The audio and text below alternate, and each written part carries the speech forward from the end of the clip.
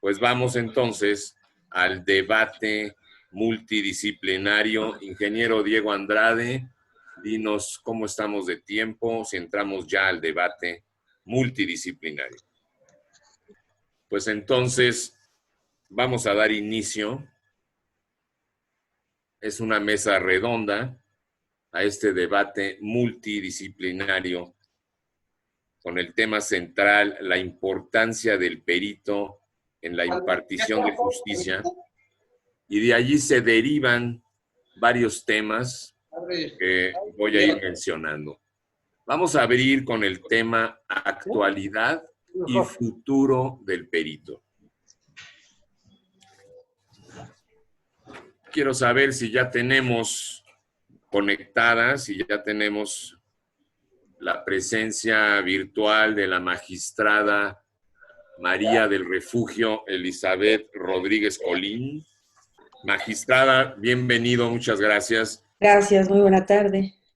Leopoldo Farril, periodista y director general de International News. Quiero destacar la presencia de la magistrada María del Refugio Elizabeth Rodríguez Colín, y pues para nuestro auditorio, ella está en el Tribunal Superior de Justicia del Estado de México, 25 años en el Poder Judicial Estatal y 1 año en el Poder Judicial de la Federación.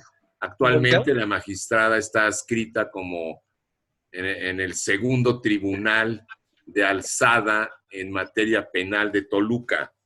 Ella es maestra en Derecho y con especialización en Derecho Procesal y licenciada en Derecho por la Universidad Autónoma del Estado de México. Tiene amplios reconocimientos, por ejemplo, la presea a la Administración de Justicia 2015, la presea también a su labor a favor de la igualdad de género 2017, y también la presea Estado de México 2017 a la Administración Pública Adolfo López Mateos. Diplomado en Derecho Electoral, diplomado en Análisis y Organización de la Seguridad Pública, diplomado como experto en estrategia dictativas y educación de competencias. Ha impartido cursos, diplomados, seminarios y es miembro del Colegio Nacional de Profesores en Derecho Procesal, Dr. Cipriano Gómez Lara, Asociación Civil. Catedrática de la Facultad de Derecho de la Universidad Autónoma del Estado de México en las materias de Derecho Penal y Derecho Procesal. Bien, pues damos inicio entonces a esta mesa redonda con el primer tema. Les recuerdo, el ponente tiene 2 minutos y después una réplica de 1 minuto. Tratemos de controlar el tiempo y los tiempos. Primer tema, actualidad y futuro del perito. Adelante. Bien, gracias. Muy buenas tardes a todos y todas las participantes. Primero, pues bueno, quiero agradecer como debe ser la invitación y a los organizadores para poder participar en esta mesa de debate. El tema con el que se inicia este debate de la actualidad y futuro del perito, me obliga a hacer una precisión en razón de la formación que he tenido en mi desempeño como parte del Poder Judicial. Esencialmente, pues me he dedicado más a la materia penal. Entonces van a escuchar que me referiré en mayor medida a ello. Actualmente, a raíz de la reforma constitucional de junio de 2008, pues ha adoptado un sistema de corte acusatorio en el que el perito ha tomado una singular importancia en este sistema. No solamente porque implica, pues bueno, la obligación de los órganos jurisdiccionales para el caso de que alguna de las partes, pues bueno, no hable o no conozca el idioma español, pues de ser asistido por un perito intérprete o traductor según sea el caso. Pero singular importancia cobra en tratándose del desahogo propiamente de la llamada prueba procesal. En ese sentido, actualmente me parece que los peritos, sin perder de vista esos esquemas procesales, se encuentran en una etapa transitoria en la que sin duda, pues evidentemente es necesario fortalecer sus habilidades y sus capacitaciones en torno a este sistema para estar a la altura de responder. Ahora los dictámenes no son como se hacían en otrora, en el llamado sistema procesal inquisitivo o mixto, en el que pues se concretaban a emitir un dictamen pericial a través de la forma escrita, sino que ahora tienen que tener la habilidad para también responder de una manera pormenorizada, detallada, la metodología o las técnicas que aplicaron en la elaboración de sus dictámenes. Es decir, tienen que defenderlo en un juicio a través del interrogatorio y contrainterrogatorio. Adelante, peritos ponentes.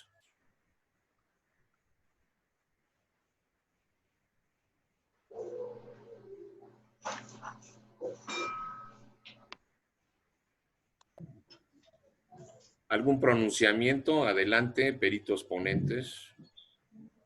Ok, creo que buenas tardes otra vez. Buenas Magistrado, tardes. muchas gracias por acompañarnos.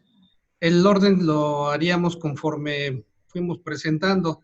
El profesor Enrique está de guardia, acaba de entrar a su guardia, entonces está viajando hacia Toluca y posteriormente pues tendría el uso de la palabra Guadalupe. Si quieres comentar algo respecto a este tema, por favor, perito. Bueno, muy buenas tardes, magistrada, un gusto conocerla. Gracias. Debe ser una labor excelente el hecho de estar todos los días viendo asuntos en la impartición de justicia y le agradezco mucho por permitirnos tener contacto con usted en primer término. Y solo quisiera saber, para cuestiones estadísticos, si usted, en los casos que atiende, qué tanta importancia o qué tan práctico resulta ser la intervención de los peritos en lengua indígena, cualquiera que sea, y si ha tenido, qué tanto es el contacto o realmente la intervención de dichos peritos en las materias que usted ha llegado a ver. ¿Realmente existimos? Sí, bueno, como han podido escuchar, tengo, pues realmente son más de 25 años, ya son 27 años dentro de la función jurisdiccional y lamentablemente han sido pocas las intervenciones de peritos intérpretes en materia de lenguas indígenas. Durante todo este trayecto únicamente he tenido la necesidad de nombrar a uno en idioma amuzgo. Debo comentarle que fue un tema complicado localizar un perito en este idioma, que tuvimos que hacer una investigación, digamos, de manera directa, personal, porque pues primero le estoy hablando del año 2005 aproximadamente, pues no había un catálogo como ahora se estila, era difícil localizarlos. Cuando finalmente localizamos una persona del Instituto de Pedagogía, nos dijo, bueno, con mucho gusto yo le puedo apoyar. Recuerdo que era para resolver el término de una situación jurídica en donde la persona que era necesario asistirle con un intérprete era la propia víctima. Se tenía detenida a una persona acusada, en ese momento, digamos, señalada, porque era para resolver situación jurídica, de un delito de violación en contra de una de sus vecinas, ambos indígenas del estado de Oaxaca, en donde, pues bueno, finalmente logró esclarecerse con el auxilio de este perito que la señora se estaba en realidad quejando de una situación, de una especie de allanamiento de morada y que por una mala, digamos, apoyo en el desarrollo de su comunicación de quien se dijo víctima en este caso, pues bueno, finalmente la persona fue judicializado, es decir, llevada ante el órgano jurisdiccional por un delito que él, pues por lo menos hasta ese momento, no había mérito suficiente. Entonces, es difícil contactar a los peritos intérpretes, quizás en otras materias, como se trata, o cuando se trata de una prueba propiamente dicha, pues es más fácil, como un arquitecto, un perito evaluador, etcétera. Pero en realidad, respecto a los intérpretes, sí ha sido un poco más complejo. y debido, pues bueno, a la conformación multicultural del Estado mexicano, es urgente que se tomen medidas en estos temas.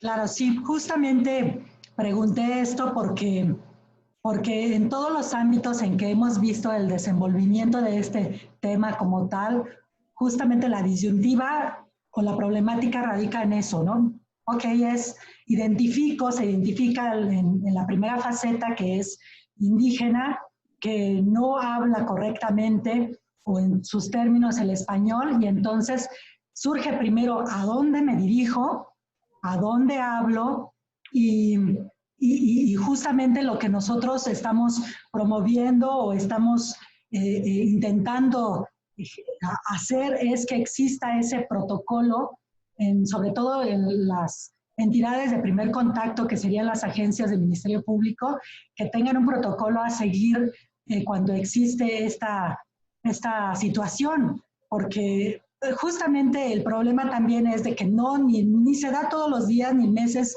a lo mejor una vez al año o una vez cada 3 años. Es una cuestión muy esporádica y por eso también no se le da la importancia debida. Y pues, bueno, pues muchísimas gracias. No sé quién sigue, por favor. Seguiría la doctora Sandoval, después el ingeniero Diego Andrade, y por último la licenciada Santana, o pasamos al siguiente subtema, que son los aranceles y facilidades de trabajo. ¿Ustedes, alguien más? Sí, la doctora, doctora Linda, ¿algún comentario al respecto? Sí, sí, por supuesto. Buenas tardes a todos. Magistrada, muchas gracias por la oportunidad que nos brinda de aprender un poquito de su experiencia. Respecto a este tema que estamos tratando en la mesa de diálogo, ya lo dijo la magistrada, considero que el rol que ha adquirido el perito en la actualidad, pues es de gran relevancia. Porque finalmente los peritos somos los que le damos ese conocimiento al juez en términos comprensibles para todos, pero sí técnicos, sobre una materia que por supuesto él no domina al 100% y que necesita para poder juzgar. En este sentido, lo que actualmente está ocurriendo es que muchos compañeros se hacen, pues, o se autodenominan multiperitos. Ese es un problema que sí he notado bastante. Creo que todos nos podemos especializar en 2, a lo mejor 3 ramas máximo de conocimiento que estén relacionadas entre sí. Sin embargo, cuando ya hablamos de una persona que se jacta de manejar 13 disciplinas, estamos hablando de que no hay un control sobre ese conocimiento al 100%. Entonces, esto es muy importante porque se ha visto que el error en estas pruebas periciales aumentan significativamente la probabilidad de que existan errores en el sistema judicial. Entonces, este tema en específico me parece de relevancia porque se ha estado dando con relativa frecuencia.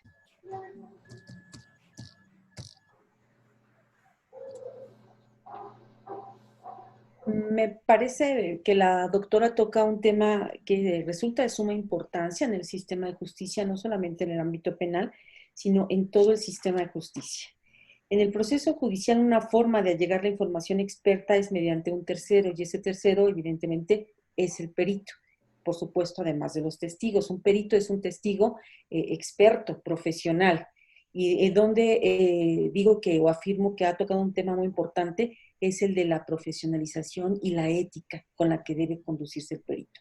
Evidentemente, al ser auxiliar de la administración de justicia, los jueces pues confiamos mucho en lo que los peritos nos aportan a través de sus exámenes, motivo por el cual pues bueno, se apuesta o se exige que tengan un alto perfil ético. ¿Por qué? Porque evidentemente pues sí, tienen que tener un sustento científico todas sus opiniones. pero también al ser conocedores de las cuestiones técnicas y científicas, pues bueno, pueden sesgar alguna opinión que salga de la ética que se requiere. Se parte de la base de manera concreta en el sistema de justicia penal que uno de los objetivos del procedimiento es el esclarecimiento de los hechos. Y si partimos de que tiene que ser el esclarecimiento de los hechos, pues evidentemente se requiere de un deber de lealtad, de ética y de profesionalismo de todas y cada una de las partes que intervienen en ellos. Bien, vamos con el ingeniero Diego Andrade. Aprovechemos a la magistrada. Sí, magistrada Sánchez Colín, nuevamente muchas gracias por su participación. Y yo comentaría o le preguntaría, ahorita decía el término somos auxiliares de justicia. ¿Cómo debemos de entender este ser auxiliares de justicia? Ya que en muchas, bueno, por el estricto derecho, no somos ni parte actora ni parte demandada, estamos actuando en auxilio de ustedes como magistrados o como jueces, pero a veces también quedamos en un estado, o al menos es mi percepción, como de indefinición. Realmente, ¿cómo debemos de considerar esta parte de ser auxiliares de justicia? No sé si me logré dar a entender, magistrada Sánchez Colín. Me parece que sí, le preciso ojalá yo me apelliera Sánchez Colín, como aquel jurista tan reconocido, no soy Rodríguez Colín, pero estoy a Perdón. sus órdenes.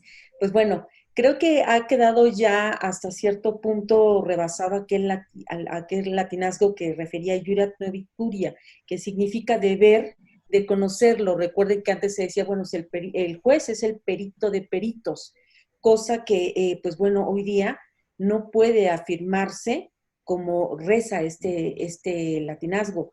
¿Por qué motivo? Porque evidentemente hay conocimientos técnicos, hay conocimientos científicos que escapan, pues bueno, a la labor de la función jurisdiccional. Y cuando yo refiero un auxiliar, sostengo que son así porque ustedes son los que dan claridad y los que interpretan toda aquella información que el órgano jurisdiccional no conoce. Primero, porque al igual que ustedes, pues bueno, no fuimos testigos del hecho. Recuerden que lo que se investiga, sobre todo en el sistema penal, es un hecho del pasado, algo que ya ocurrió y que se tiene que investigar para llegar a ese esclarecimiento de los hechos, a esa búsqueda de la verdad. ¿Y cómo tenemos que hacerlo? Pues a través de esos auxiliares, de esos testigos que son expertos.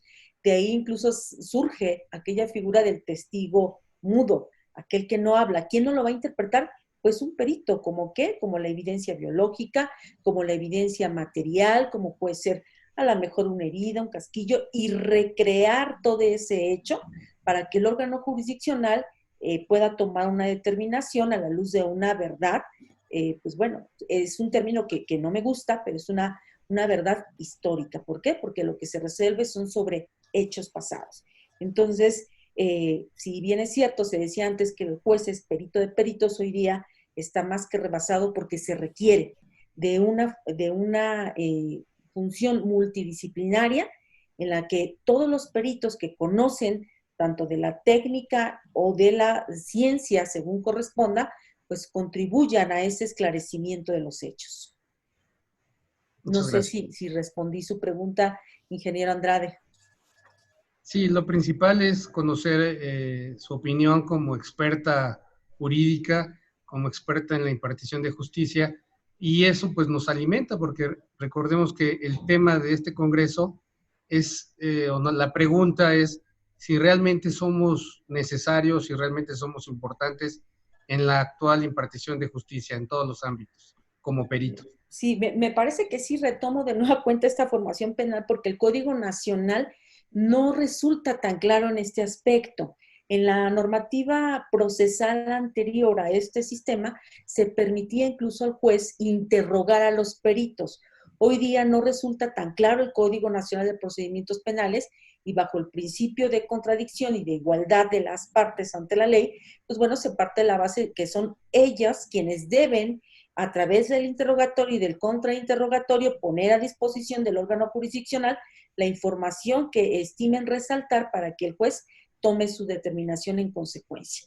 Ahora, pues bueno, como no queda tan claro, pues no se podrían, o se puede partir de la base que los únicos planteamientos que se nos permiten como órganos jurisdiccionales, concretamente los de primera instancia, pues son para lograr dar claridad a algunos aspectos que han resultado ambiguos de aquel interrogatorio y contrainterrogatorio.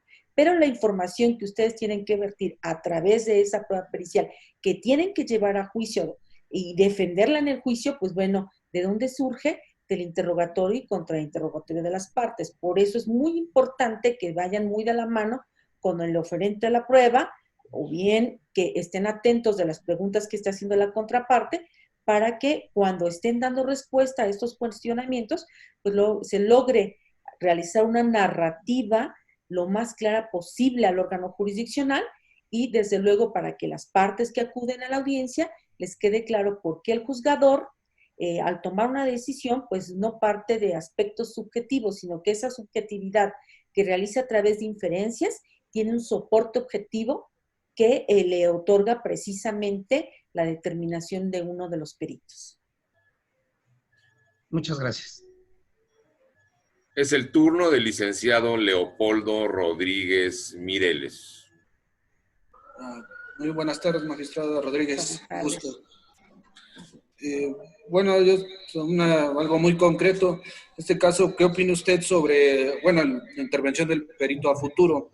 Que, bueno, en este caso hay como cierta corriente, pues pugnando porque pues, la labor del perito sea independiente.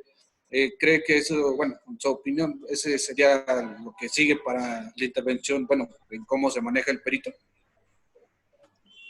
Me parece que tiene sus ventajas, pero que también tiene sus riesgos. Por eso vuelvo a retomar lo que de alguna manera pone sobre la mesa la doctora Sandoval, en el sentido de, pues bueno, la necesidad de exigir a los peritos, pues un perfil ético y profesional, que se requiere, pues bueno, más allá de la certificación, un comportamiento de carácter ético.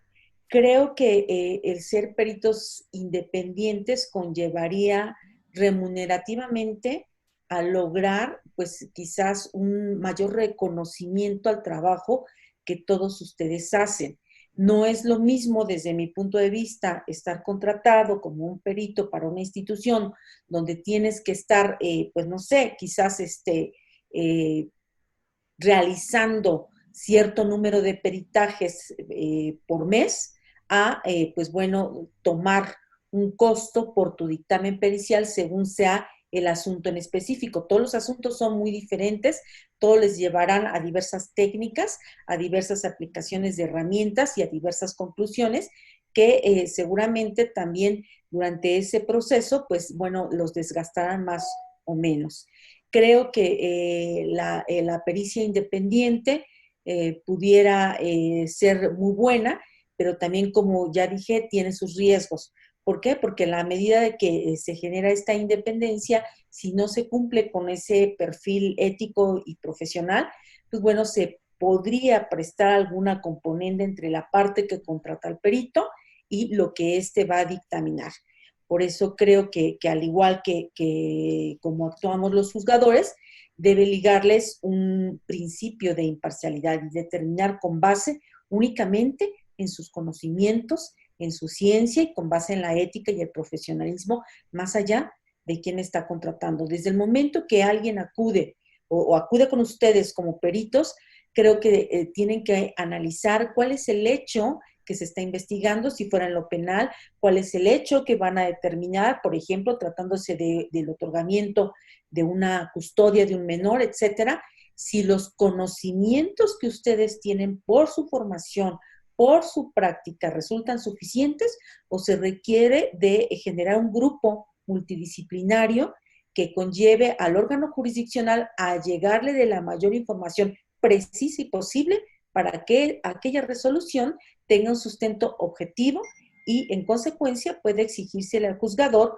razonabilidad al emitir su sentencia.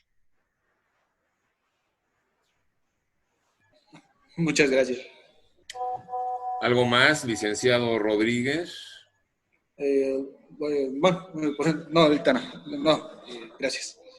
Vamos con la licenciada Adriana Santana y con ella concluimos este primer tema de la mesa redonda. Les recuerdo, es actualidad y futuro del perito. Licenciada Adriana Santana, por favor. Sí, buenas tardes, un gusto, magistrada, que nos esté aquí acompañando. Mi eje ha sido la traducción de lengua extranjera.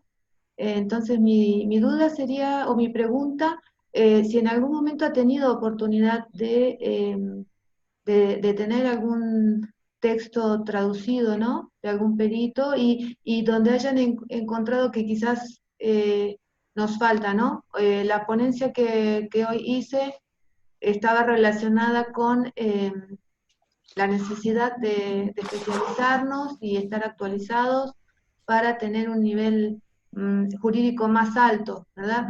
Y muchos de los que estamos, bueno, como traductores, hay muchos que la parte jurídica quizá no está tan fuerte, no es el fuerte, saben traducir, pero la parte jurídica no es el conocimiento de base. Entonces, al momento quizás de hacer una traducción, pueden llegar a aparecer errores, ¿verdad?, de concepto básico al español, por ejemplo, ¿no? Gracias. Bien, pues una de las formalidades, digamos, de este sistema de justicia, me refiero de nueva cuenta a la materia penal, es que todas las actuaciones deben asentarse, deben realizarse en idioma español, como había adelantado al inicio. Si alguna de las partes, entiéndase el ofendido, la víctima o el imputado, no hablan el idioma español o no lo conocieren, pues bueno, el órgano jurisdiccional está obligado incluso a proporcionarles gratuitamente un intérprete o un traductor. Ya en la práctica realmente ha sido solamente en 2 ocasiones, han sido documentos muy sencillos los que ha sido necesaria una traducción, y me refiero a muy sencillos porque eran, pues bueno, facturas de vehículos. Entonces, pues bueno, no generó mayor complicación. ¿Qué es lo que sucede? Pues bueno, por la ubicación geográfica del Estado mexicano, los extranjeros que tienen o se enfrentan generalmente con el sistema de justicia penal, pues son de lengua hispana, son también latinos. Entonces, no ha sido, digamos, necesaria una interpretación en una lengua extranjera. Sí, la traducción en estos documentos a los que hago referencia, que no han tenido mayor complicación porque se trata únicamente de facturas. También dentro de mi experiencia, recuerdo que todavía no era juzgadora, era secretaria de un juzgado, y sí hubo la necesidad de pedir la intervención de un perito. Sin embargo, pues bueno, en aquel momento la defensora pública que le asistía, en otro momento denominada defensora de oficio, pues era una persona, es una persona, porque incluso vive aún, muy preparada. Se trataba de una persona jamaiquina que había tenido incidente también con un vecino por lesiones y hablaba el español, pero no tan fluidamente. Entonces la defensora afortunadamente hablaba francés, y en tratándose de un acto que no admite pues demora, pudimos sacar avante aquella determinación. Recuérdese que para una situación jurídica, pues bueno, se contabilizan los términos por horas. Entonces, tuvo la fortuna esta persona de que no se reunieron los méritos, los elementos suficientes para procesarlo, y hasta ahí culminó la necesidad de brindarle, digamos, este intérprete, que reitero, pues bueno, finalmente no fue un intérprete oficial, sino la propia defensora pública la que le asistió y nos auxilió como órgano jurisdiccional para tomar su declaración preparatoria, en ese momento así se denominaba. Muchas gracias. ¿Algo más, licenciada Santana? Perfecto, muchas gracias. Bien. Continuamos esta mesa redonda con la magistrada Elizabeth Rodríguez Colín. Le agradecemos su paciencia y pasamos al siguiente subtema: aranceles y facilidades de trabajo. Adelante, licenciada Guadalupe Aquino. Muchas gracias. Pues el tema de aranceles y facilidades de trabajo en realidad se vuelve complicada porque, como nos comenta la magistrada, muchas veces no existen, bueno, en mi materia no existe a la mano en forma inmediata la forma de conseguir peritos. En consecuencia, se buscan todas las alternativas, como ella comentó de la persona que requirió en Amusgo, y que en forma personalizada ellos tuvieron que ponerse en contacto con la persona, buscar. Ahora sí que ahí entró la empatía del juzgador o de las personas que estaban en la impartición de justicia para conseguir esas personas, porque de manera institucional, pues la obligación está en que la autoridad debe requerir formalmente a las instituciones para que designen un perito o intérprete profesional certificado en esa materia, el que se requiera en esa lengua, pero en la práctica, pues entre que recurres a autoridad federal, local, al Instituto Nacional de Lenguas Indígenas, es un tiempo que transcurre rápidamente y que tienes que allegarte de intérpretes para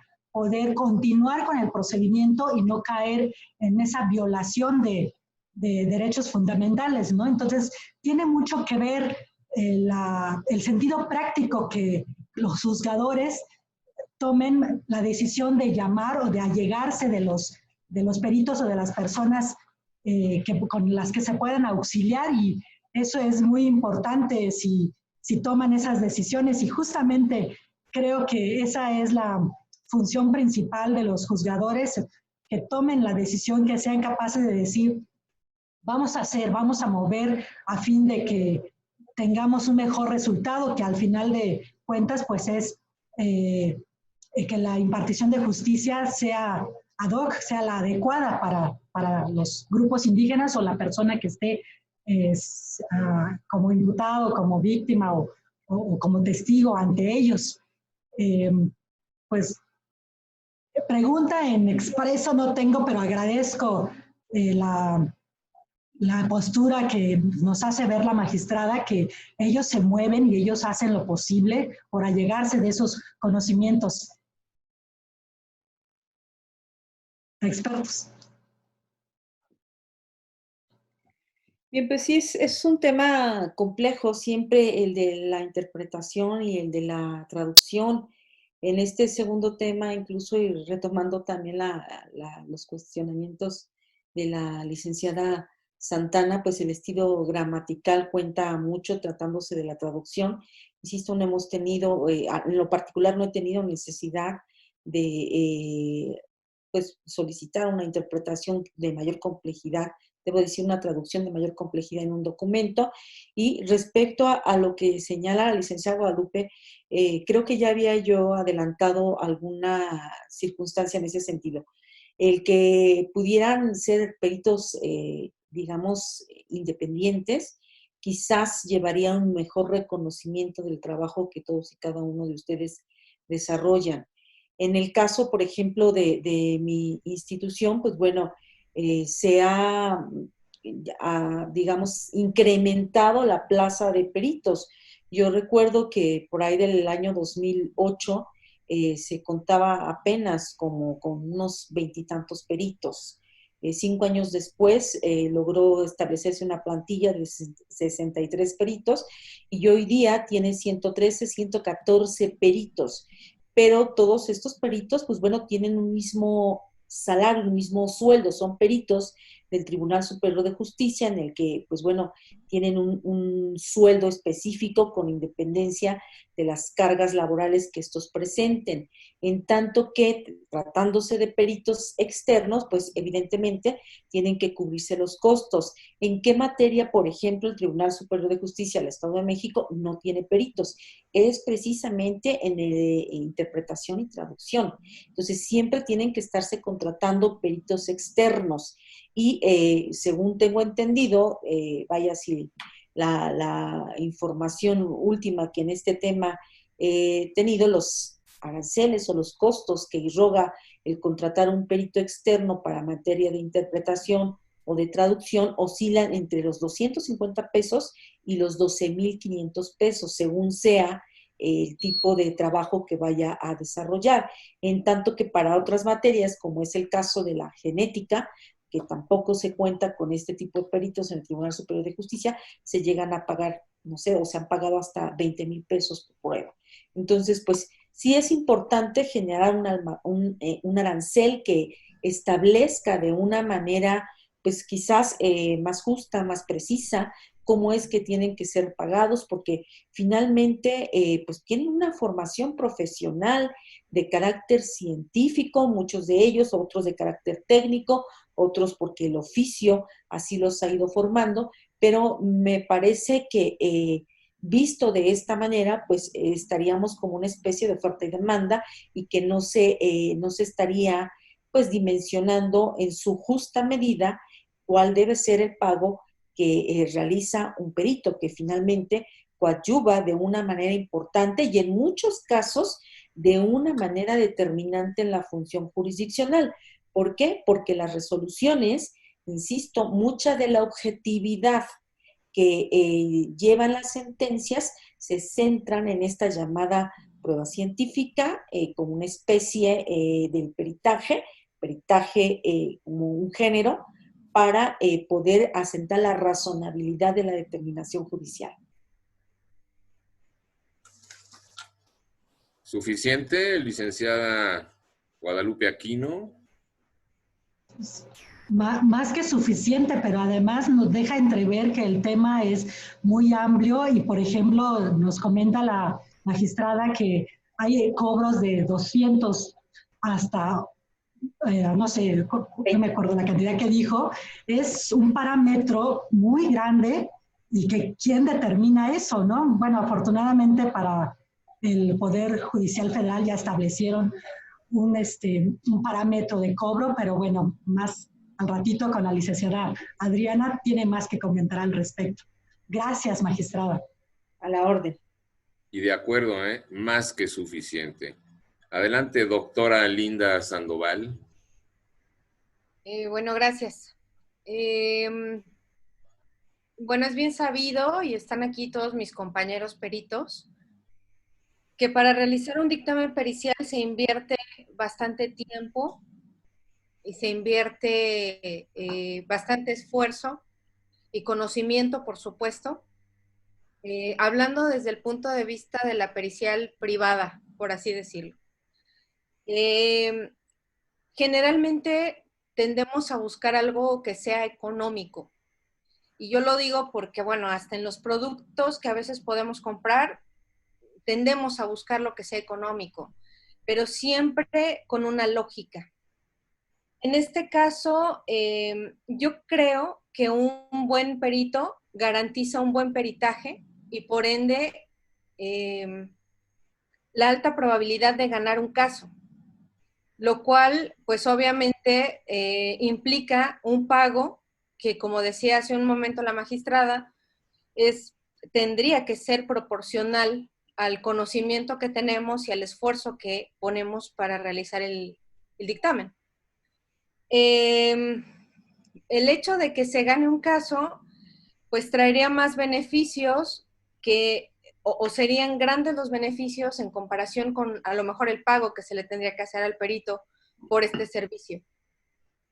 Ahora, en materia, por ejemplo, del Poder Judicial, ¿cómo se realiza el que ustedes tengan disposición de los especialistas que requieren cuando, como usted lo dijo hace un momento, no hay gran cantidad de especialistas en algunas materias? Y se lo puedo decir, al menos en la mía, Si bien ya hay más médicos que sean especialistas en medicina legal, pues tampoco es tan grande la población de especialistas en esta materia. Entonces, la pregunta hacia la magistrada sería dirigida hacia el cómo ustedes obtienen este recurso humano altamente especializado para dar solución a los problemas jurídicos que enfrentamos. Gracias por su pregunta, doctora Linda. Pues bueno, bien usted apuntaba que en muchos de los casos, pues bueno, un buen perito pudiera garantizar incluso el ganar un juicio. No comparto del todo esta opinión, sin embargo, en mucho sí tiene razón. Desafortunadamente, y digo desafortunadamente porque así lo considero, en el caso del Estado de México, la Ley Orgánica del Poder Judicial en su artículo 170 establece como único requisito para para la contratación de los peritos, para que se elijan los peritos por parte del órgano de gobierno, el Consejo de la Judicatura, es que estos tengan un año de experiencia. Evidentemente pasa por otro tipo de filtros, como son, pues bueno, el análisis del perfil que tiene este perito, una entrevista con los propios consejeros de la judicatura, pero me parece que ahí en esa ley orgánica, en este artículo, pues hay una oportunidad, se abre una ventana donde se puede mejorar para garantizar que realmente esos peritos sean de un alto perfil y de un alto nivel. En materia, por ejemplo, como usted indica, que se dedica a la medicina legal, no obstante, de los 114 peritos que tiene el Tribunal Superior de Justicia, solamente 5 peritan en esta materia, en tanto que el grueso se va a la psicología y se va al trabajo social. Evidentemente, la medicina legal, a la luz de este sistema, incluso desde el sistema mixto o inquisitivo, la medicina legal recaía, como ustedes lo saben, dentro del ámbito de la procuración o fiscalía. ¿Por qué? Porque necesariamente pues era una peritación de carácter oficial. Entonces, ¿qué sobrevenía? Pues una peritación de carácter particular o defensista, ya sea de la defensa pública o de la defensa privada, en tanto que el Poder Judicial únicamente tenía, digamos, intervención, me refiero al anterior sistema, cuando designaba un perito tercero en discordia. Aquí, ante esta nueva sistemática procesal, evidentemente ya no se nombran peritos terceros en discordia y en realidad lo que se analiza del rigor técnico y científico de las pruebas periciales es a través del interrogatorio y del contrainterrogatorio. Y que actualmente, pues bueno, los peritos deben estar sumamente preparados para ir a defender a juicio precisamente lo que están peritando. Uno de los primeros aspectos por los cuales son cuestionados, pues uno es la cuestión de la credibilidad del perito. Y credibilidad me refiero a su formación académica, a su formación profesional, cuántos peritajes emite, cada qué temporalidad, y lo que sí considero que se requiere, o que es un nuevo desafío, no solamente para ustedes como peritos, sino para el propio Poder Judicial, para los poderes judiciales, es contar con un banco de cómo van, un banco de información de cómo van desarrollando su trabajo los peritos, si estos dictámenes periciales realmente aportaron alguna información importante, fiable, al juzgador para la toma de la decisión, o únicamente, pues bueno, se trata de una opinión. ¿Y por qué dije en un inicio que no coincido del todo con aquella afirmación? Porque, pues bueno, volvemos al mismo punto de partida, y perdón que sea muy insistente en este tema, porque creo que ese debe ser el eje rector de todos los profesionistas con independencia de la ciencia a la que nos dediquemos. La ética y el profesionalismo.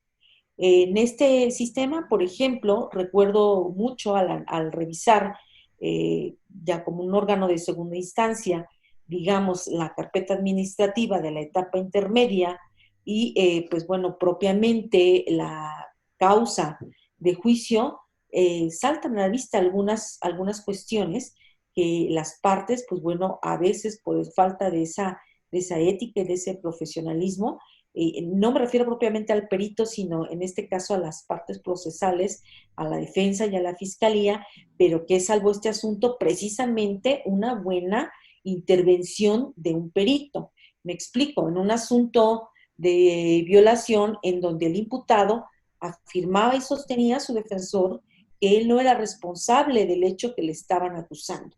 Entonces, pues bueno, la defensa dijo, bueno, practiquemos una prueba de genética, porque además la persona afectada había resultado embarazada. Él afirmaba a su perito que él no era responsable de la violación que él estaba siendo imputado. ¿Qué es lo que sucede? Que el propio perito de la defensa toma las muestras, practica la prueba de genética, y esa prueba genética da positiva la paternidad del imputado. ¿Qué hace ahí la defensa? Estoy hablando todavía de la etapa de investigación. Cuando viene la etapa intermedia, al advertir el resultado en ese registro de esa prueba pericial, lógicamente ya no ofrece ese medio de prueba pericial.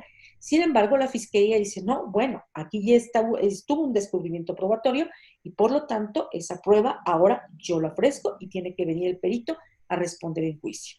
Entonces, de ahí, ¿a qué voy? A que ustedes vean la importancia de lo que hacen dentro de la función jurisdiccional. Si ustedes se conducen en todo momento con esa ética y con ese profesionalismo, con independencia de que las partes no lo hagan, a la luz del juzgador va a saltar en una eventual revisión qué es lo que está pasando, y es así como se puede dar cumplimiento con ese esclarecimiento de los hechos, en este caso con proteger al inocente, y desde luego, pues bueno, evidentemente satisfechos en el deber que les corresponde dentro de un proceso de carácter jurisdiccional. A mí me parece que más en este sistema, la función del perito es sumamente importante. Que no se puede dictar una sentencia ya hoy día con el señalamiento de una persona porque me está atribuyendo un hecho. Los testimonios deben ser acompañados por este tipo de prueba cuando la naturaleza del evento lo permita. Y pues prácticamente son pocos en el ámbito penal, pocos los delitos que no pueden ir acompañados por una opinión de carácter pericial. No sé si respondí, doctora Sandoval. ¿Algo Sí, más, gracias. licenciada? Doctora Linda Sandoval, ¿algo más? No, le agradezco mucho. Bien, vamos con el ingeniero Diego Andrade y continuamos con la magistrada Elizabeth Rodríguez Colín. Mi muy estimado ingeniero Diego Andrade, ¿te parece bien si le pedimos a la magistrada el favor de que sea portadora de nuestro reconocimiento y un saludo al magistrado don Ricardo Sodi Cuellar, presidente del Tribunal Superior de Justicia del Estado de México, de parte de todos los peritos que están en el colegio y además de peritos incus y de este congreso? Claro, claro, por favor, magistrada Elizabeth Rodríguez, muchas gracias por su participación y evidentemente un reconocimiento a la labor que han hecho ustedes como Tribunal del Estado de México, ya que hemos estado al pendiente de los últimos tal vez 10 años y ha cambiado mucho su imagen, su profesionalismo en el sentido tecnológico, y creo que es una tarea que evidentemente, independientemente de quién esté encabezando el tribunal, pues bueno, es una tarea de todos ustedes como parte, ¿no? Como magistrados y como jueces. Entonces, por favor, sí, un gran reconocimiento, insisto, a usted, a todo su equipo de trabajo del tribunal, y bueno, de pasadita, si nos hace favor de saludarnos al presidente, pues qué bueno, ¿no? Muchas gracias. Pero además, pues como sabemos, tiene tan solo unos meses de haber tomado posesión como presidente del tribunal. Así de que sea usted portadora en una misión diplomática, por favor, magistrada. Y te escuchamos, ingeniero Diego Andrade.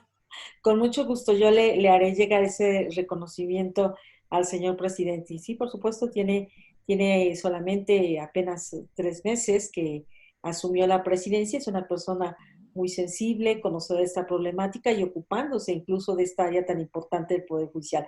Con mucho gusto, licenciado O'Farrill, ingeniero, seré portavoz de su reconocimiento y salud.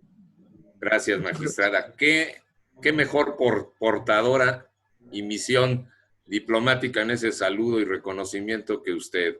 Y por supuesto, el apoyo de usted para enriquecer este segundo Congreso Nacional de Peritos Incus en esta modalidad virtual que creo que ya nos iremos acostumbrando más.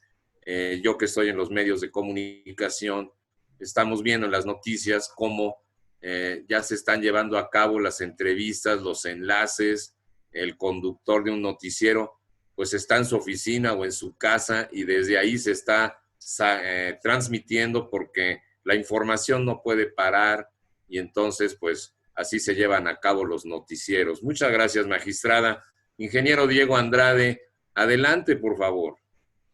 Gracias. Pues nada más en cuanto a los aranceles, creo que es importante llegar a un mecanismo que a través de ustedes, pero yo creo que es una tarea legislativa y algún aspecto gremial de los peritos, buscar que estos tabuladores que pudieran existir tanto en la ley orgánica del tribunal o incluso de alguna manera en un procedimiento, en un acuerdo interno, tenga sustento obviamente técnico y que cumpla con todas estas variables, como usted perfectamente nos ha dejado ver la conciencia y la sensibilidad que usted tiene, ¿no?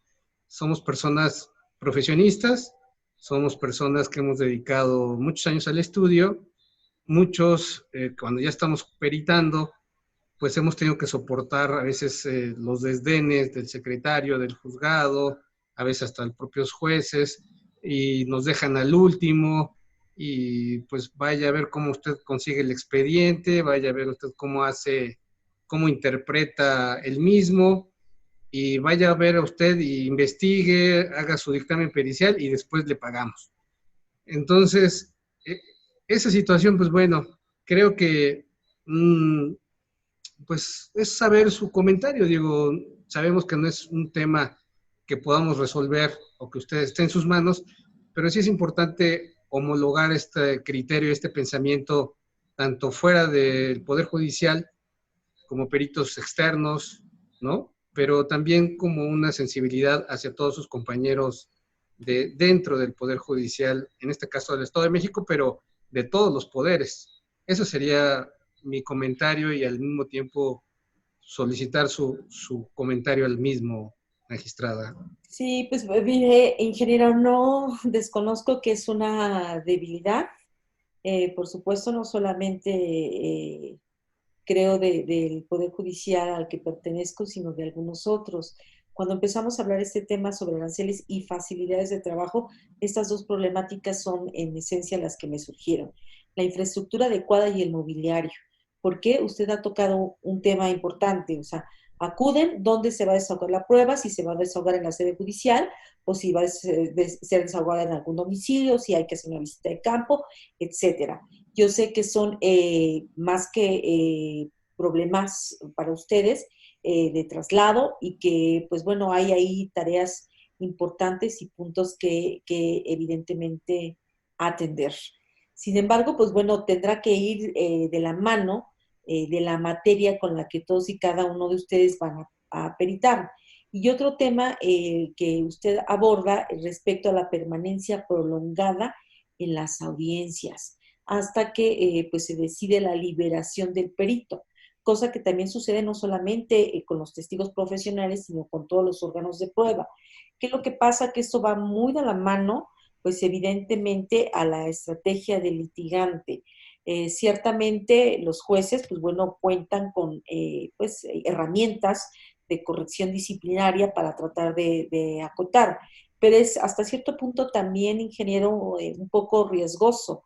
¿Por qué? Porque, pues bueno, recuerde que el juzgador debe ser imparcial, que debe guardar esa equidistancia entre las partes, y en muchas de las ocasiones, pues bueno, es el propio litigante que dice, no, pues bueno, por estrategia, no permito que todavía sea liberado el perito, porque se requiere por tal o cual circunstancia.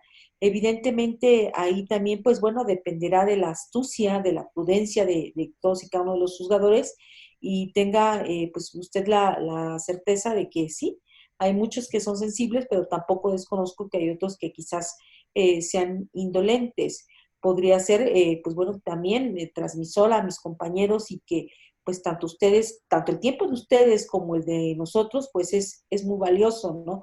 Todos, vaya, como decía aquel proverbio libanés, cuidemos nuestra amistad, a ambos nos conviene, ¿no? ¿A qué me refiero? A que si ustedes están trabajando y el órgano jurisdiccional, pues bueno, también está haciendo su función, el tratar de ser diligentes y generar organizada y prudentemente el desahogo de la audiencia. Hay algunos compañeros que, pues bueno, incluso programan cuántos órganos de prueba van a desahogar en una audiencia. Sin embargo, también recuerde que hay un principio ahora que se debe aplicar, el de continuidad y concentración. Entonces, en lo ideal, el diseño jurídico de la audiencia de juicio es que todo se desahogue en una sola audiencia. Pero ojo, entre comillas, estoy diciendo en el ideal. Evidentemente, si voy a desahogar, como fue el caso en algún juicio que me tocó revisar, 26 pruebas periciales, pues humanamente va a ser prácticamente imposible que se desahogue en una sola audiencia. Entonces habrá que tomar las medidas, pues analizar cuál es la estrategia del litigante y quizás a lo mejor segmentar esa audiencia de juicio y desahogar primero las de la parte oferente y no sé, dependerá de la estrategia. Podemos poner en 1000 ejemplos, pero pues dependerá mucho, insisto, en la estrategia del litigante. No obstante, créame que soy la primera que haré referencia en la medida de lo posible cuando tenga clases con los propios compañeros jueces, con los secretarios, que no sean indolentes, que traten de entender y ejercitar esa empatía, no solamente para ustedes como peritos, sino para las partes. Para todos es muy desgastante estar por un tiempo prolongado en una audiencia máxime cuando no están desahogando nada con su persona y únicamente están ahí a la espera de ser llamados para el desahogo de la misma. ¿Algo más, ingeniero Diego Andrade? No, agradecer nuevamente, magistrada Elizabeth Rodríguez Colín, su atención y su paciencia. Continuamos. Continuamos. Adelante, licenciado Leopoldo Rodríguez Mireles. Gracias. Bueno, siendo muy concreto en mi pregunta, en este caso, ¿cuáles son los parámetros con los cuales se establecen lo que es el tabulador para los honorarios de los peritos cuando auxilian a los tribunales de justicia? Ay, ingeniero, creo que sí le voy a quedar mal, soy honesta. Los parámetros como tales no tengo la información al respecto. Los peritos en la institución a la cual pertenezco dependen de una denominada dirección de peritos, que a su vez depende de una dirección de la gestión de apoyo a la función jurisdiccional. Evidentemente, pues bueno, todo viene de la mano, es decir, desde el órgano de gobierno, que es el Consejo de la Judicatura, hasta la determinación. ¿De qué depende también en mucho? Pues de dónde va a estar ubicado el perito, el Estado de México, geográficamente, pues si no es el más grande del país y es un estado extenso, incluso judicialmente está dividido en 4 regiones judiciales: Toluca, Tlalnepantla, Ecatepec y Texcoco. Y eso le hablará incluso que de la situación y los costos para un perito no son los mismos en la capital que, digamos, en la zona oriente del propio estado. Entonces depende mucho de la materia, pero a detalle, con precisión, no podría brindarle una información. Quizás pudiera acudir lo más cercano que pudiera yo hacerle referencia. Hay una circular para la contratación de los peritos externos. Es la circular número 44 del año 2019, que promulga, más bien es un acuerdo del Consejo de la Judicatura del Estado de México. Circular 44 del año 2019, que quizás le dé más luz sobre su inquietud, ingeniero. Me disculpo por no poderle responder atinadamente lo que usted me cuestiona. Voy a pedirles a todos su comprensión. No queremos cansar a la magistrada. Vamos a ser más ágiles. Voy a tener que ser un verdugo del tiempo. Y vamos, para agotar esto de los aranceles y facilidades de trabajo con la licenciada Adriana Santana. Por favor, 1 minuto. Muchas gracias, magistrada. A la orden. Bueno, precisamente con este tema no tenía ninguna consulta, porque entiendo que precisamente, ¿no?, el arancel no lo fijan los jueces, entonces es una situación que los excede a ellos, y sería, digamos, ese tema elaborarlo en otra, a nivel del Consejo, ¿no? Por ejemplo, el Consejo, nosotros a partir del año pasado nos decretó, por así decir, un tabulador de precios para todas las áreas periciales, y en algún momento nos gustaría, quizá, me imagino que a todos, saber en qué se basaron, ¿no?, para dictaminar que en el área, por ejemplo, de traducción, una hoja pericial es de, no sé, 400 y tantos pesos, un protocolo de Estambul es no sé cuánto, o sea, de dónde ellos sacaron, pero entiendo perfectamente que no es, ahora sí que competencia de la magistrada, ¿no? Entonces, eso ya deberíamos a nivel grupal de los integrantes de toda la lista de, quizás, ¿no?, de peritos, elevar alguna nota, o no sé, para consultar por qué, o de dónde, o con base en qué dijeron que ese es el número que valemos, ¿no?, por así decirlo. Y muchas gracias. Bueno, pues yo como periodista diría, ¿quién regula a los médicos? Tenemos médicos que cobran 30 pesos por una consulta y médicos que cobran 1,500 pesos por una consulta de 15 minutos. Y por una cirugía, pues también cobran lo que quieren. ¿Quién los regula? Mientras no haya una regulación, pues profesionistas tienen que ponerle el valor a sus servicios que ellos creen o crean, mientras no esté regulado, a reserva de la ley. Bueno, pues muchas gracias, licenciada Adriana Santana. Pasamos al siguiente subtema: certificación, antigüedad y actualización del perito. Adelante, licenciada Guadalupe Aquino. Muchas gracias. Abordando 1 minuto el tema anterior, yo considero que uno de los puntos de vista o uno de los motivos por los que cambiaron de antes cotizaciones antes de emitir los peritajes a un tabulador en el que establecen ya precios en UMAS, en unidades de medida monetaria, justamente ha de ser seguramente por la gran disparidad o el gran margen que encuentran en las cotizaciones que se realizaban cuando solicitaban algún peritaje. Entonces, creo yo que esa es la razón principal por la que implementaron a partir del ejercicio 2019, o para este ejercicio, la existencia del tabulador. Entonces, son criterios que ellos tomaron en cuenta a mi consideración para más o menos nivelar esos montos. Ok, gracias. En cuanto al tema de la actualización, también hay especialidades que requieren naturalmente la actualización y un nuevo estudio, porque son actividades nuevas como la genética o a lo mejor los nuevos procedimientos y máquinas que existen para determinar el parentesco entre dos personas o cosas así, y entiendo que en esos campos debe de haber actualización, pero hay otros que realmente no los requieren y sin embargo a nosotros como peritos se nos pide que actualicemos, que exhibamos algún documento en el que conste que tomaste talleres, diplomados, y eso se hace cada año para tener la oportunidad de inscribirse de nueva cuenta, porque se hace cada año, para el Poder Judicial Federal. Entonces,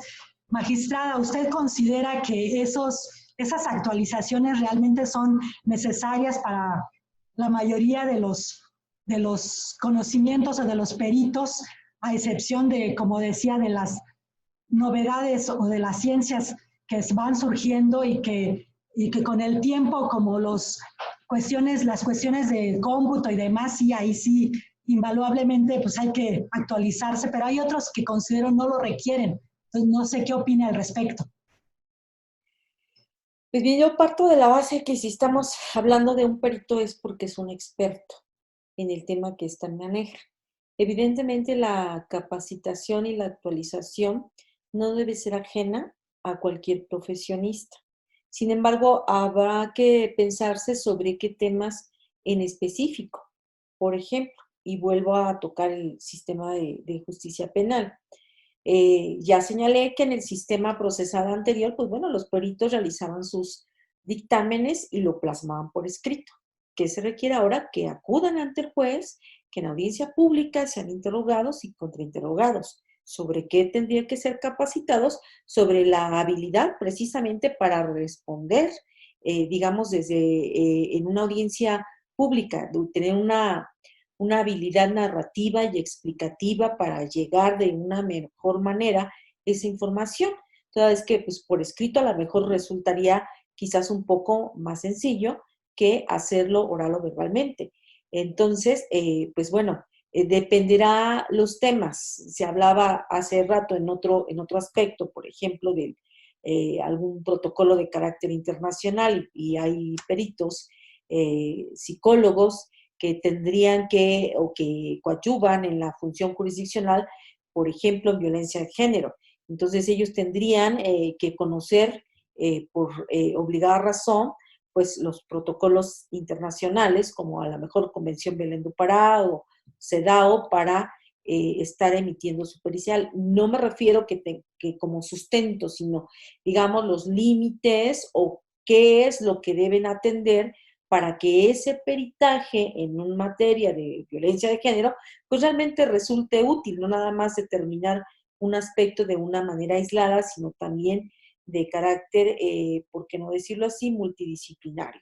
Entonces, creo que la capacitación siempre nos viene bien, que, por ejemplo, el desarrollo de este congreso en el que estamos o tenemos hoy la fortuna de participar ahora de esta forma virtual, es parte de esa capacitación. Surgen dudas, se responden algunas otras inquietudes que todos podemos tener y que, pues, ¿por qué no lo había yo pensado? Entonces, todo eso también es capacitación, a lo mejor en menor o mayor medida, pero creo que siempre es necesaria. ¿Sobre qué pudiera pensar que a lo mejor no lo sería sobre lo que somos expertos, pero si hay algo que la academia pues ha determinado que fue superado y que tiene que capacitarse tienen que capacitarme por el área en la que me desempeño, pues evidentemente tendrá que ser necesario. Advierto del foro una pregunta de Javier Gilberto Sánchez González que hace referencia para todos los panelistas. Dice, ¿podrían explicar cómo se determinó el arancel? Estimado Gilberto, yo ya había adelantado, desconozco pues los detalles de cómo fueron determinados los aranceles de mi estado y también ahora te contesto los del Poder Judicial Federal. Sin embargo, pues valdría la pena darle una ojeada en su integridad a este diario oficial al que tú mismo nos pones a consideración a los panelistas. Quizás podría ahí darnos mayor luz en torno a cuáles son los parámetros que se determinaron para estos aranceles.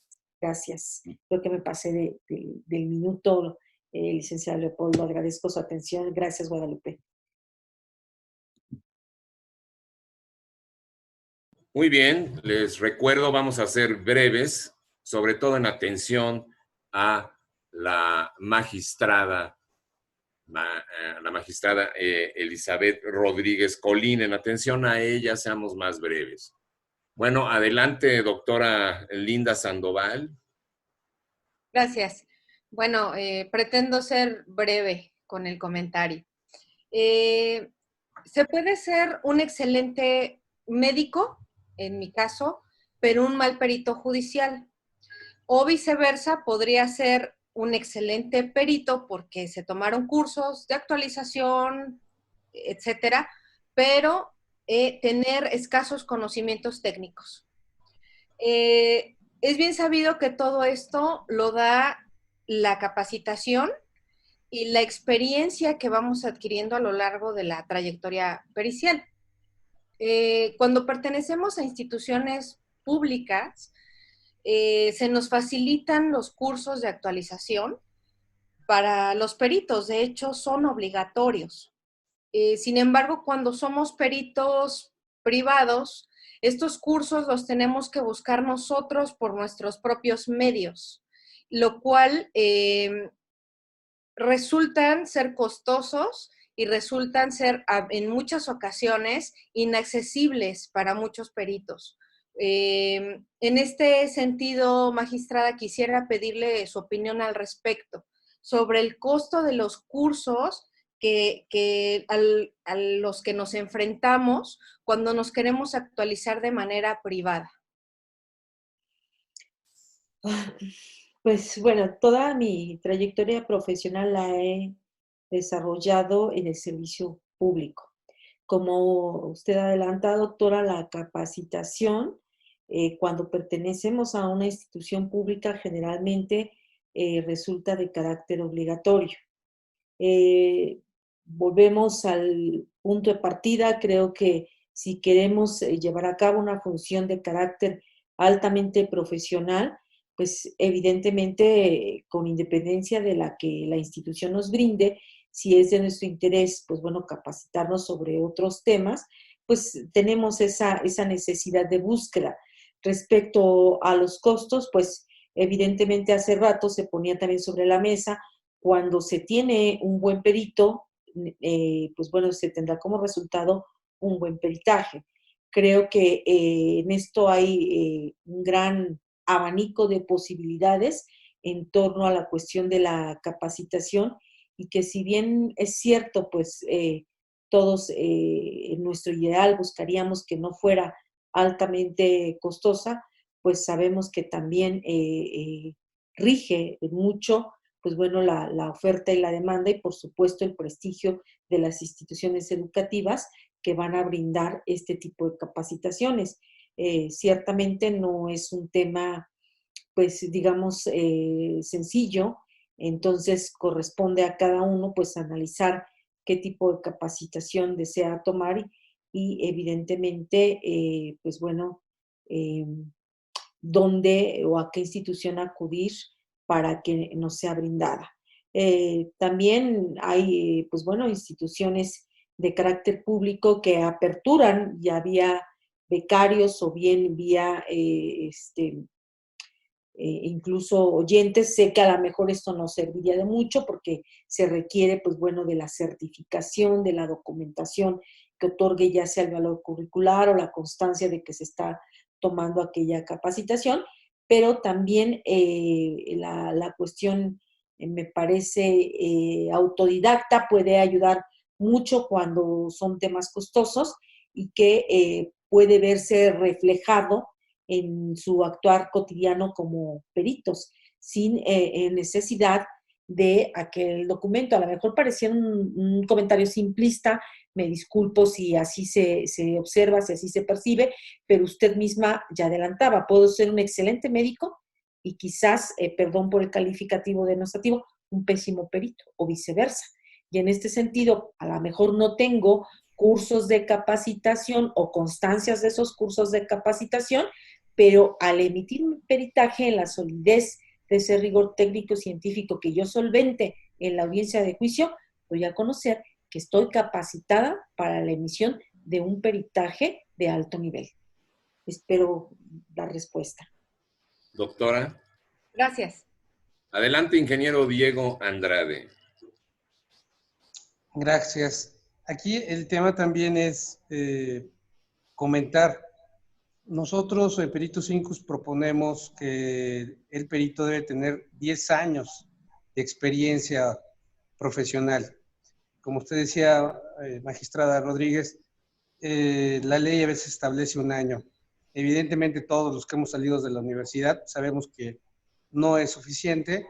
Y bueno, solo ponemos en la mesa que Incus propone 10 años después de haber salido de la carrera para aspirar a ser perito, evidentemente certificarnos a través de instituciones públicas o privadas, colegios de profesionistas, incluso certificaciones de primera parte entre nosotros, entre los especialistas. Y bueno, los peritos Incus, por decir algo, al menos son 2 años para que nosotros otorguemos una certificación después de la carrera. Entonces, bueno, es un comentario y al mismo tiempo no estoy de acuerdo con mi compañera Guadalupe Quino, con la licenciada, porque bueno, siempre habrá algo en que capacitarnos, como bien decía la magistrada Elizabeth Rodríguez, para poder continuar en este nivel de expertise. Y bueno, aquí establecer, volvemos un poquito a lo mismo, y sería un poquito la pregunta, maestra, ¿cómo interactuar con los diferentes poderes judiciales para que también escuchen la voz del perito en este sentido de algunos requerimientos específicos para la capacitación y obviamente también en que nos escuchen en cuanto a los procedimientos para establecer un tabulador? Bien, ingeniero. Pues bueno, ya había yo adelantado y coincido con usted, y a mí me parece que 1 año, como reza la Ley Orgánica del Poder Judicial del Estado de México, es insuficiente. Por la función que ustedes desempeñan, cuando hablamos de un experto, se parte de la base que tiene es experiencia. Experiencia en la materia en la que va a dictaminar. Y 1 año a lo mejor pudiera pensarse desde un punto de vista subjetivo, que es mucho, que es poco. Sin embargo, creo que a mí me parece lógico, tendría que ser mayor tiempo, pasando ya por diversos ejercicios de peritación y ver cuál ha sido el resultado para estimar que realmente estamos hablando de un perito. Me dice usted que a dónde pudiera acercarse o cómo lograr esa interlocución con los diferentes poderes judiciales. No sé si han escuchado, conocen que hay una Comisión Nacional de Tribunales Superiores de Justicia.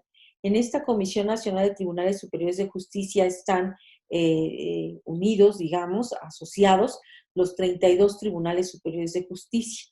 Creo que este sería un medio posible de interlocución para hacer llegar estas inquietudes, incluso de capacitación, sobre todo para aquellos poderes judiciales que cuentan con peritos, como es el caso del Estado de México, y poner sobre la mesa en alguna de sus sesiones esta necesidad de capacitación para los peritos y cómo aperturar esa también capacitación para los peritos de carácter externo.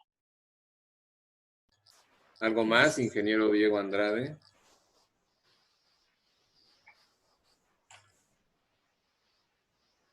¿Algún comentario, ingeniero Diego Andrade?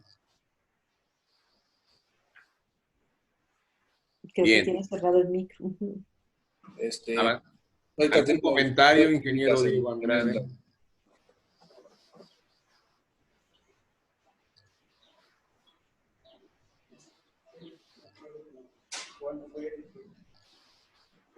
Vamos con el licenciado Leopoldo Rodríguez. Gracias, Diego.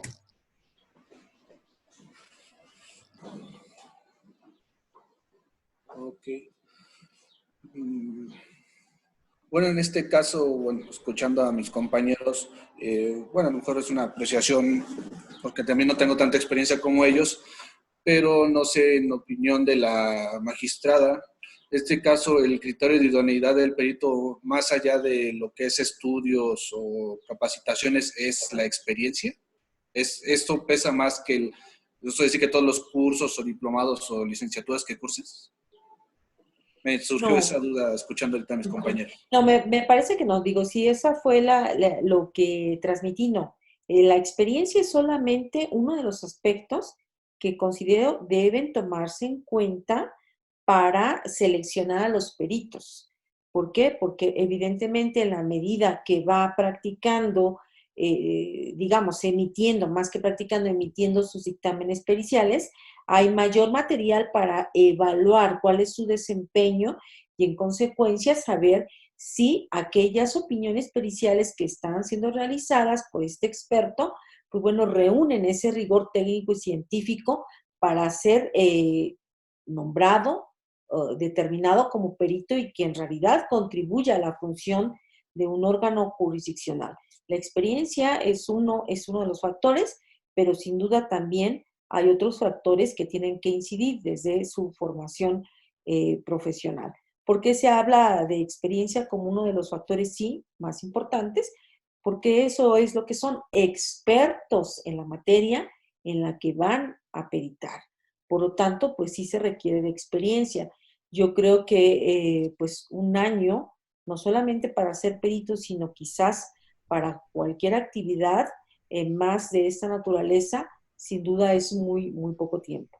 Pero sin embargo, admito con humildad que es una postura evidentemente subjetiva y que por eso también creo que hay una área de oportunidad de crear un banco de información que permita analizar cómo va ese desempeño de todos los peritos, cómo se están desarrollando y en cuáles se está advirtiendo ese rigor técnico y científico en sus opiniones para dar solidez a la función jurisdiccional. Gracias. ¿Algo más, el licenciado Rodríguez? No, muchas gracias. Bien. Vamos concluyendo este subtema con la licenciada Adriana Santana. Adriana, por favor. No, creo que ya quedó bastante planteado este tema. De hecho, ya lo acaba de responder, casualmente le había que preguntar la magistrada. Más o menos la idea sería que no es que uno va en detrimento de la juventud, por así decir, de ningún colega, sino que el mismo hecho de la cantidad de tiempo que haga que estemos más expuestos a realizar más periciales nos va a dar una práctica mayor para poder resolver, ¿verdad? Con mayor calidad la encomienda que se nos dé. Más o menos creo que esa sería la idea, no sería discriminar por edad, ¿verdad? A ningún colega que esté iniciando. Muchas gracias. Gracias. Bueno, tengo un comunicado, el ingeniero Diego Andrade me dice, y estoy de acuerdo y lo estarán ustedes, en atención muy especial a la magistrada Elizabeth Rodríguez Colín, vamos a brincarnos los siguientes temas, ya pasan de las 6 de la tarde, dicho coloquialmente, estamos colgados, y vamos al último tema entonces, es ética y transparencia del perito. Ética y transparencia del perito. Por favor, licenciada Guadalupe Aquino, muy breve. Yo creo que este tema es crucial porque es el que nos debe regir en nuestra actuación diaria. En consecuencia, antes de hacerle una pregunta a la magistrada, es solamente el comentario que cada uno debemos de tener ese eje rector en nuestras vidas, actuar con la honestidad y con esta vocación de profesionalismo, de decir, si no nos sentimos capacitados en emitir nuestro dictamen o la interpretación respecto a un tema, decir, no, gracias, no puedo, no cuento con la capacidad suficiente y dejarlo así. Lo comento en el sentido de que hace muy poco me llamaron de Oaxaca para asistir a unas personas de la lengua mixteca con una variante que no es la que yo domino. Y la insistencia por el correo fue, por favor, ¿qué tanto entiende? ¿Puede venir? Lo que necesitamos es cumplir con ese requisito de que exista un perito intérprete. Entonces, hablé personalmente con mi hermano que vive allá y le dije, oye, necesito saber si tú entiendes a los de tal población, porque sí les entiendo, pero no me siento capaz de trasladarme y hacer ese trabajo. Y me dijo mi hermano, la recomendación, si te sientas frente a ellos y te hablan palabra por palabra, seguro les vas a entender, pero en un lenguaje, en una comunicación y plática lineal, directa, te va a costar mucho trabajo. Entonces dije, pues esa es la opinión que yo requerí y le comenté vía correo a la persona que me lo requirió en Oaxaca, que sí hay similitud, pero la variante, la falta de comprensión de esa lengua o de ese variante, hay una similitud de 60-70%. En consecuencia, no me considero capaz de realizar el trabajo. Muchas gracias y busquen a alguien más. Y concluimos. Pero hubo esa insistencia y la duda, ¿no? Entonces, de ahí es donde yo pienso que a pesar de que me quedé con la idea de querer ayudar o querer apoyar, pues cuando no te sientes con la capacidad suficiente para poder desarrollar el trabajo, es mejor decir, no puedo, y no está mal que lo digas porque tiene que ver con la ética y el profesionalismo con que uno se desenvuelve y debe ser así en estas materias. Salvo mejor opinión. Bien, creo que hemos circundado reiteradamente como un eje central precisamente a estos temas. Escuchaba con puntualidad, licenciada Guadalupe, que el apoyo que se le pidió fue para tratar de cumplir con un requisito. Al inicio del debate en esta mesa, señalaba yo, si mal no recuerdo, que la pericia hoy día tiene dos vertientes. Una, que es propiamente la interpretación y la traducción, y otra como una prueba en sí misma. Es cierto, como también adelanté, que es una formalidad en la medida que las actuaciones por mandato legal deben realizarse en idioma español.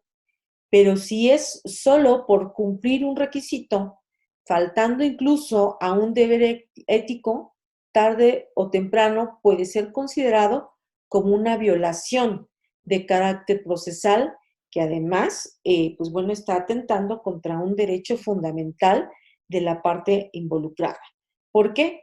Porque seguramente puede presentarse, o no seguramente, sino que puede presentarse alguna prueba de refutación y que venga así entonces un perito, en ese caso concreto, que domine la variante de ese lenguaje mixteco y advierta que el estilo gramatical es diferente a lo que usted está interpretando con lo que la persona pudo haber expresado en un juicio, si es el caso que era una asistencia para un juicio. Ello indudablemente tiene un coste muy alto porque, insisto, nos trastoca una formalidad esencial de procedimiento a través de la violación a un derecho fundamental que a final de cuentas nos puede echar todo abajo en el sistema de justicia. La ética y el profesionalismo deben regir en toda nuestra conducta, tanto en la privada como en la pública. Es un eje transversal que se ha perdido mucho los principios y los valores de las personas y creo que eso nunca debemos perderlo de vista. Evidentemente, pues bueno, la transparencia forma parte de ello y por mucho que yo diga que soy una perito, en este caso en lengua mixteca, conocedor de que hay diversas variantes, parte de la transparencia tendrá que sentarse en ese sentido. Es decir, sí, yo hablo en la lengua mixteca, pero en una de sus variantes, o la entiendo en una de sus variantes. Es necesario, si para ustedes es necesario, ya lo están advirtiendo así, de ver esa necesidad de ser éticos y transparentes, imagínense lo trascendente que es para el órgano jurisdiccional, que va a tomar una determinación sobre la libertad, sobre el patrimonio de alguna de las personas, sobre la guarda y custodia de otras, sobre la determinación quizás a lo mejor de un divorcio, de la propiedad de una persona, etcétera, a través o en sustento a lo que ustedes nos están interpretando, traduciendo o determinando en una mecánica de hechos, en una mecánica de lesiones, en un cronotanatodiagnóstico, en una causa de la muerte, etcétera, en una evaluación de un bien, vaya, en todas las áreas en las que ustedes pudieran dictaminar. De ahí que necesariamente esa es un deber. Hay deberes esenciales y creo que como profesionistas es un deber esencial, tanto de los abogados como de los peritos en razón de la materia que cada uno se desempeña, de conducirse ética y transparentemente. Sobre todo porque la transparencia, finalmente, si en algo no fuimos transparentes, las partes, como ya indiqué, pueden presentar una prueba de refutación o en un interrogatorio, debe ser en un contrainterrogatorio, lo primero que van a atacar es la fiabilidad y credibilidad de la persona. En este caso, digo, si yo no fui transparente, yo voy a salir a cuadros y pues bueno, no me pongo los lentes porque me veo más mona sin lentes y etcétera. En el momento en que a mí me empiecen a interrogar cómo desarrollé ese dictamen y me pregunten si uso o no uso lentes, por poner un ejemplo muy coloquial, y en ese momento no, pues es cierto que usted usa lentes, entonces en ese momento no los tenía y por lo tanto no es fiable. Perdón por lo gráfico y por lo simple del ejemplo, pero a eso se refiere todo este tema. No sé si atendí su pregunta, licenciada Guadalupe. Excelente comentario. Muchas gracias. Gracias a usted.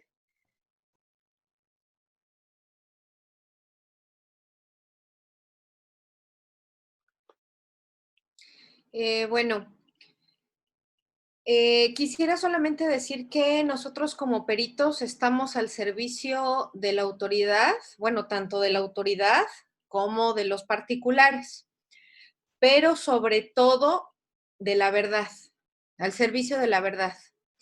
Yo les pongo un ejemplo en mi materia. Nosotros, de acuerdo a los principios de bioética, tenemos como primer punto la no maleficencia, es decir, no hacer el daño, no causar mal. Sin embargo, yo sé que con mi pericial, a lo mejor en un caso de violación, yo voy a provocar que una persona sea privada de su libertad. Y estrictamente hablando de esto, pues es causarle un daño.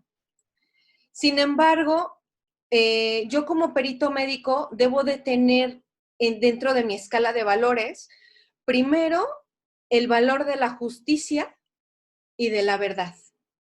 Entonces, ante todo debe prevalecer la objetividad, porque nosotros, insisto, hablo de mi pericia, como médicos tenemos una tendencia natural a ayudar a la gente.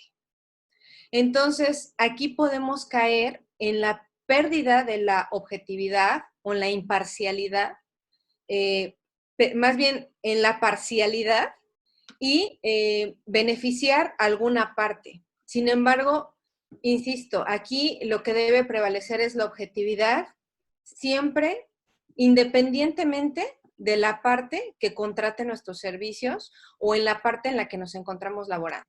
Aquí lo que importa, y lo decía la magistrada hace un momento, es llegar al esclarecimiento de un hecho. Entonces, si yo puedo aportar esa parte de verdad de acuerdo a mis conocimientos, se tiene que hacer de la manera más objetiva y honesta posible. Ese es el comentario que quiero decir únicamente al respecto.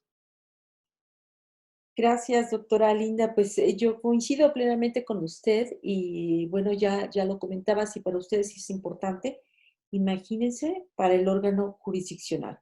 En nuestra condición humana, evidentemente, siempre podemos, desde nuestro lado humano, tener esa visión, esa perspectiva de ayuda a la gente, que nos puede llevar eventualmente a la pérdida de la objetividad. Pero para eso, precisamente para eso, están los peritos. Es decir, para que sea el resultado que sea, nos lo den a conocer objetivamente, a través de sus conocimientos científicos.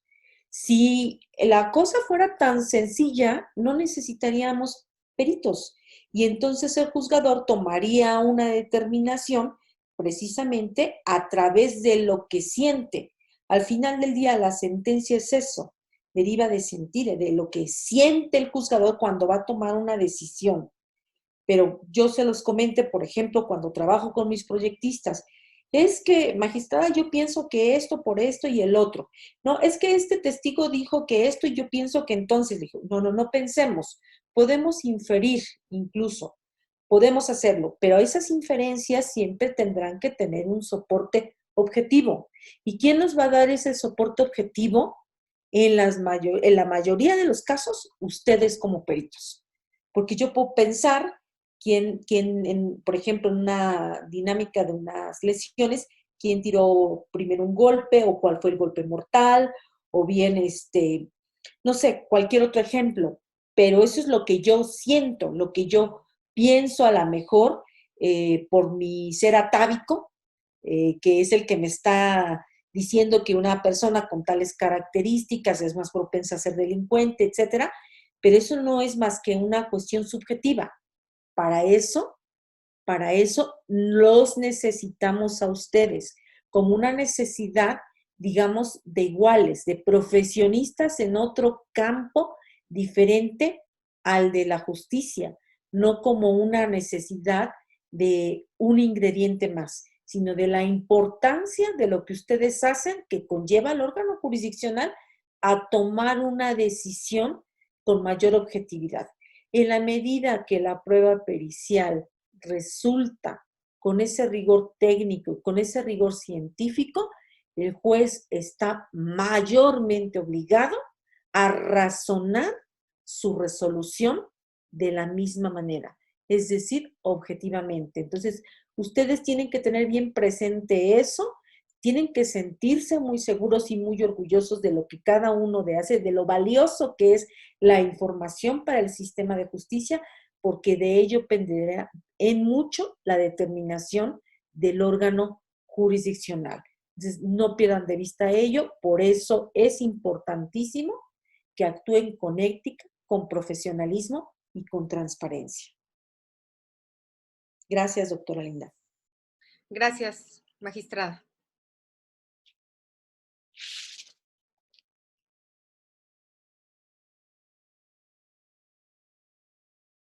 No sé si...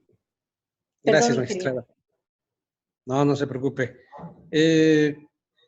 Prácticamente coincidimos y me da mucho gusto saber que como persona y como impartidora de justicia, como magistrada, pues nos valora como peritos lo que nosotros queremos también valorarnos a nosotros mismos y que evidentemente esta valoración mutua se pueda percibir en el campo legislativo a través de las modificaciones que se le tengan que hacer para que, insisto, en la parte de económica, en la parte de reputación, en la parte de una buena y una mejor capacidad profesional de cada uno de nosotros, pues de esa manera también tengamos ese apoyo del órgano de impartición de justicia.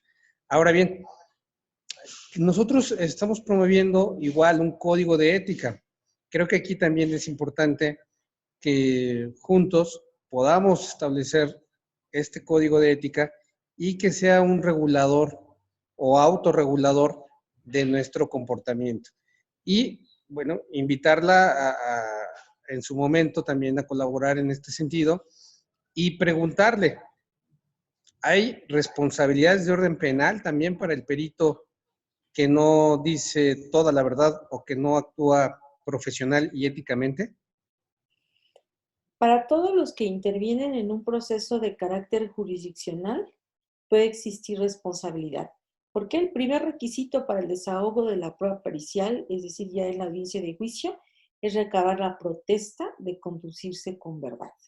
Evidentemente, pues más en tratándose de un perito que puede estar, pues bueno, haciendo uso de los conocimientos que éste tiene en perjuicio de la administración de justicia. Claro que sí, hay una responsabilidad si no se actúa de una manera correcta.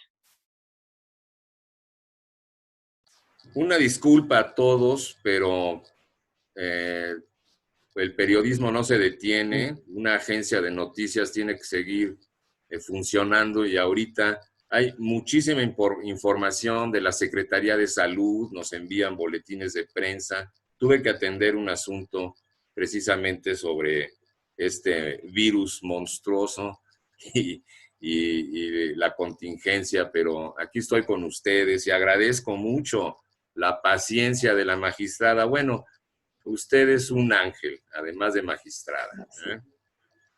Muchas gracias. Bueno, pues, ¿quién más quiere participar? Estamos agotando el tema, estamos cerrando. ¿Quién falta, por favor? Yo creo que sí, que el tema, que cada tema ha sido hiper desarrollado. La magistrada ha ido expandiendo la misma pregunta exponencialmente con sus respuestas. Y bueno, por mi parte, agradecer infinitamente toda la sapiencia que estamos recibiendo, ¿no? Por parte de ella. ¿Alguien más? Pues mira, si me lo permites, Leopoldo Farril, Por favor. pedirle a la maestra Elizabeth, a la magistrada Elizabeth Rodríguez Colín, si nos hace el honor de hacer la clausura de este segundo Congreso Nacional de Peritos Incus. Todas las preguntas que tengamos pendientes que resolver, que le quieran hacer nuestros congresistas a la magistrada, pues si nos lo permite, pues nos podrá responder vía chat. Y ya para no prolongarnos más, pues maestra, magistrada, si nos hace el honor de hacer el cierre de este congreso, se lo agradeceríamos mucho. Pues es un honor. Agradezco la deferencia estando con personas tan comprometidas como son todos y cada uno de ustedes en su calidad de perito, del propio periodista Leopoldo O'Farrill, el que me concedan esta oportunidad. Quiero agradecer el que me hayan invitado a participar. Como lo dije en su momento, creo que cada día, pues bueno, aprendemos algo más, que siempre, en tanto el derecho es dinámico, la opinión de todos y cada uno de ustedes siempre contribuye, pues bueno, a fortalecer algunos aspectos que a veces no se tenían sobre la perspectiva en lo individual. Motivo por el cual, pues agradezco a ustedes y a todos los participantes, un excelente moderador en esta mesa de trabajo, con todos ustedes muy agradecida.